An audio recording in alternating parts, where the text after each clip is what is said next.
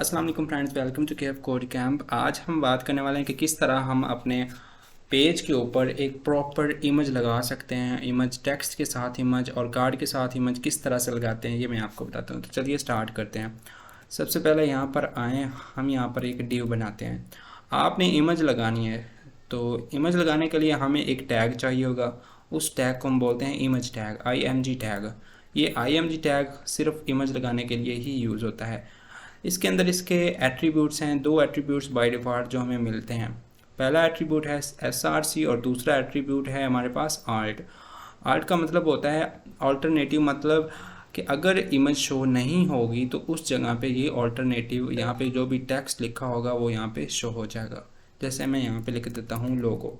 मैंने अभी यहाँ पे लोगो लिख दिया है। मैं यहाँ पे जाकर रन करता हूँ। अभी इमेज का एड्रेस हमने नहीं दिया है तो यहाँ पर देखें ये लोगो लिखा हुआ आ गया है, इमेज नहीं शो हो रही। और अगर लोगो भी ना लिखें तो हमें कुछ भी शो नहीं होगा। यहाँ पर देखें, ये अभी हमने रन किया तो यहाँ पे कुछ भी शो नहीं हुआ। लेकिन ये हम लोगो लिखते क्यों हैं? इसका लोगो लिख दिया या यहाँ पर हम इमेज लिख दे, कुछ भी लिख दें, ये हम क्यों लिखते हैं? ये हम इसलिए लिखते हैं ताकि बाज़ दफ़ा कुछ यूज़र जब हमारी वेबसाइट को ओपन करते हैं तो उनके पास इंटरनेट कनेक्शन स्लो होता है, तो पहले पहले इमेज जो है वो लोड नहीं होती, वो इस तरह शो होती है। साथ उसमें जो अल्टरनेटिव टेक्स्ट होता है वो शो हो जाता है। बाद में वो प्रॉपर लोड होती है, उसके बाद हमारी इमेज शो होती है। तो चलिए अब लगाते हैं इसके ऊपर इमेज। यहाँ पे आए क्रोम पे और यहाँ पर आकर आप इमेजेस सर्च कर लें और यहाँ पर ये इमेजेस वाले फील्ड में आ जाए। यहाँ पर हमने कोई भी इमेज लगानी है, फॉर एग्जांपल हमने ये वाली इमेज लगानी है। आप इस पर क्लिक करें। क्लिक करने के बाद आप इस पर राइट क्लिक करें। इमेज को हम दो तरीक़ों से लगाते हैं। हमारे पास इमेज को लगाने के लिए दो तरीके होते हैं। एक होता है लिंक के ज़रिए से और दूसरा होता है इमेज को डाउनलोड करने के ज़रिए से। मैं आपको दोनों तरीके यहाँ पे बताऊँगा। यहाँ पे आए, ये कॉपी इमेज एड्रेस लिखा हुआ है। पहले हम इस तरीके से करते हैं। इस इमेज को यहाँ से कॉपी इमेज एड्रेस, इस पर क्लिक करें। जैसे आप इस पर क्लिक करेंगे तो आपके पास लिंक कॉपी हो जाएगा और इस SRC के अंदर आएँ और यहाँ पे उस लिंक को पेस्ट कर दें। जैसे मैंने अभी इसके अंदर ये पेस्ट कर दिया, ये देखें ये लिंक इसके अंदर पेस्ट हो गया। अब जाकर रन करें तो जैसे आप अपने पेज पे आएंगे, यहाँ पर देखें ये इमेज यहाँ पर शो हो रही है। अमेजिंग आइज़, ये देखें यहाँ पर इमेज शो हो रही है। लेकिन अब आप सोच रहे होंगे कि हम इमेज का अगर साइज़ इंक्रीज़ करना चाहें, हम इमेज को एडिट करना चाहें तो हम किस तरह से कर सकते हैं? तो उसके लिए हम स्टाइल यूज़ करते हैं। तो स्टाइल मैंने बेसिक स्टाइलिंग आपको पहले भी बताई हुई थी कि जो इनलाइन स्टाइलिंग होती है वो हम HTML जब सीखते हैं तो साथ साथ ही करते रहते हैं। टाइटल के नीचे और यहाँ पे स्टाइल टैग होता है, उसको लिखें। इसके अंदर हमने किस चीज़ को सिलेक्ट करना है? हमने इस इमेज एलिमेंट को सिलेक्ट करना है क्योंकि हमने इमेज के ऊपर स्टाइलिंग करनी है। तो आप इमेज को कोई एक एट्रीब्यूट दें, या क्लास दे दें या फिर ID दे दें या फिर इसको टैग नेम से सिलेक्ट कर लें। अब टैग नेम से क्यों सिलेक्ट करना होता है, कैसे सिलेक्ट करना होता है और एक ID से क्यों करना होता है, देखें। क्लास से क्यों करना होता है, इसके पीछे रीजंस हैं। ID से हम तब सेलेक्ट करते हैं जब हमारे पास इमेज टैग काफ़ी ज़्यादा हों एलिमेंट्स, तब हम ID देते हैं ताकि हम एक एक इमेज को अलग-अलग सेपरेट हम उसको सिलेक्ट करें।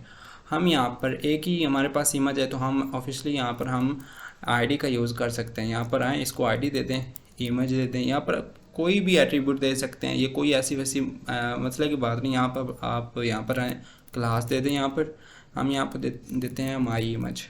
ये मेरे पास क्लास है, मैं इसको कॉपी कर लेता हूँ और स्टाइल के अंदर आएँ। क्लास को जब लिखते हैं ना तो पहले डॉट दबाते हैं, उसके बाद वो वाला जो क्लास होता है उसको लिख देते हैं। अब डॉट माई इमेज का मतलब ये है कि हमने इस डॉट यानी कि इस पूरे इमेज एलिमेंट को हमने सेलेक्ट कर लिया है। आगे करली ब्रैकेट्स होती हैं, इसके अंदर हमने अपनी स्टाइलिंग लिखनी होती है, मतलब CSS।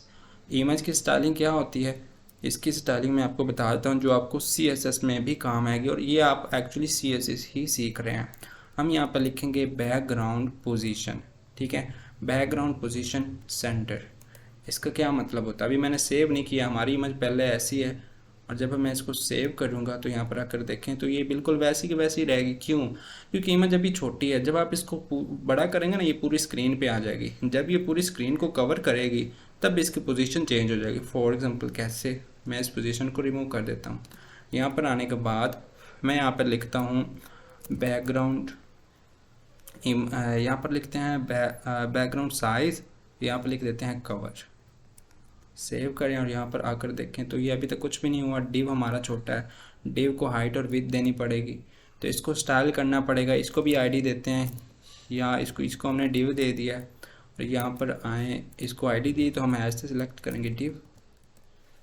यहाँ पर लिखें डिव के अंदर हम यहाँ पे इसकी विड्थ देंगे, विड्थ 100% दे दिए और हाइट, या आप ऐसा करें यहाँ पर विड्थ दें 100 VW और हाइट दें 100 VH। इसका मतलब क्या होता है कि जितनी स्क्रीन है उतनी विड्थ ले लो। जब रिफ्रेश किया तो वो ऑटोमेटिकली उसने ले लिया। जब आप इसको बैकग्राउंड कलर देंगे तो आपको पता चल जाएगा कि उसने ऑटोमेटिकली विड्थ ले रखी है पूरी स्क्रीन जितनी, ये देख लें। अब आप इमेज को विड्थ और देंगे, इमेज की विड्थ कितनी हो गई, यहाँ पर आएँ, इसकी विड्थ दें, इसको भी आप 100 दे दें, 100 VW दे दें और इसकी जो हाइट है वो भी आप 100 VH कर दें। यहाँ पर लिखें 100 VH।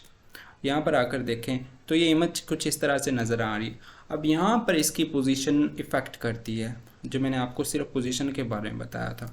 यहाँ पे लिखें बैकग्राउंड पोजीशन, यहाँ पे सेंटर लिखेंगे तो ये सेंटर से शो हो रही है। अब ये सेंटर ही है पहले बाय डिफ़ॉल्ट।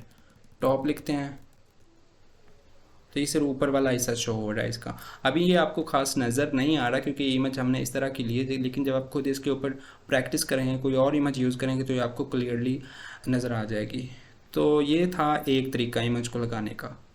अब आप CSS वाला काम नहीं करना चाहते तो आप CSS को हटा भी सकते हैं। जैसे मैंने यहाँ पे CSS को हटा दिया है तो यहाँ पर आकर देखें तो बेसिकली यहाँ पे ही इस तरह की हमारी इमेज शो हो रही है।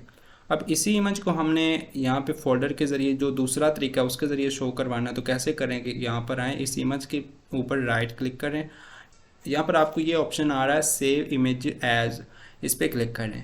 सेव इमेज एज पे क्लिक करना है तो ये आपको डाउनलोड्स के अंदर कह रहा है कि यहाँ पे सेव कर दें।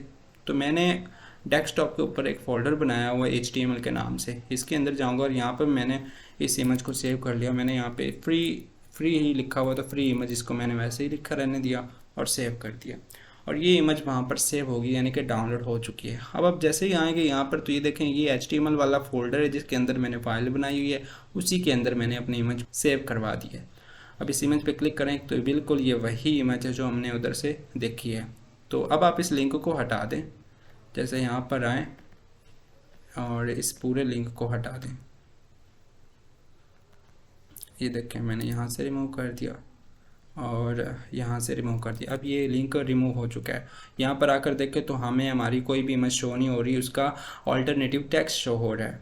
तो इसको कैसे देंगे, यह याद रखें, ये जो हमारा एरिया होता है ना, जहाँ पे हमारी index.html फाइल पड़ी होती है और साथ में ये पड़ी होती है, ये जहाँ पर index.html फाइल होती है ना, उससे हम रूट एरिया बोलते हैं।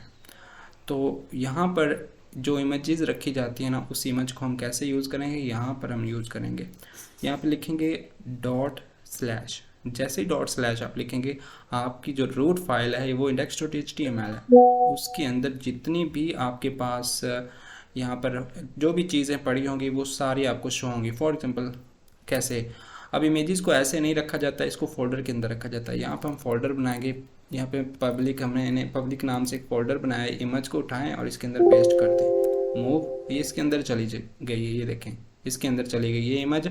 ये लाइन नज़र आ रही है आपको, इस लाइन से आप समझ सकते हैं कि ये डायरेक्टरी, ये जो इमेज है ये पब्लिक फ़ोल्डर के अंदर है। जब इसको ये मैंने कोलैप्स कर दिया और ये मैंने एक्सपेंड कर दिया, ठीक है, तो ये index.html ये हमारी रूट डायरेक्टरी है। तो इसको एक्सेस हमेशा ऐसे ही करते हैं, जब भी आप इस कंटेंट को यहाँ से कोई भी इमेज, डाउनलोडेड इमेज को सिलेक्ट करेंगे तो // लिखेंगे। अब हमने पब्लिक के अंदर जाना है और यहाँ से हमने इस इमेज को सिलेक्ट कर लिया है। अब आप सेव करें, सेव करने के बाद यहाँ पर आएँ तो ये देखें हमें इमेज यहाँ पे कितनी बड़ी शो हो रही है। लिंक के ज़रिए हमें इमेज कैसी शो हो रही थी, वो हमें छोटी शो हो रही थी।